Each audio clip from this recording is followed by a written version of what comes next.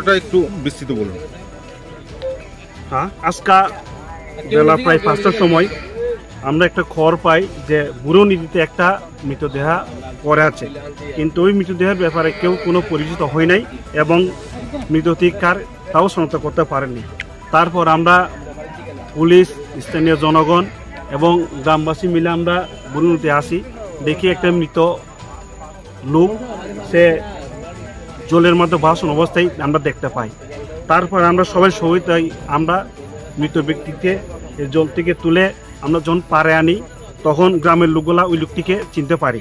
তার নাম হলো রানাদর, বয়স 52, বাবার নাম হলো অনিচন্দ্রদর, গ্রাম গোলাঘাটি। তো একটু উল্লেখ করতে হয়, গতকাল আমরা যতটুকু শুনছি এই নদীর পাড়ে একটা মৃত ব্যক্তির কাষ্ট হয়ে আছে, ওই কাজটার মধ্যে সেও এসেছিল। এরপরে থেকে বাড়িতে আর সে ফিরে যায় নাই। তারপর আজকে নদীতে যখন আমরা একটা ডেড বডি দেখতে পেলাম, যখন আমরা ডেড বডি তুলে নদীর পাড়ে নিয়ে এলাম, তখন ওই লোকটিকে আমরা গ্রামের মানুষের অনুসারে শনাক্ত করতে পারি। তো কালকে যে লোকটা বাড়ি যায় নাই, সেই ব্যক্তি আজকে আমরা মৃত অবস্থায় দেখতে পাই। আপনার কি মনে হয় যে মৃত্যুটা কিভাবে হয়েছে বলে মনে হয় প্রাথমিকভাবে?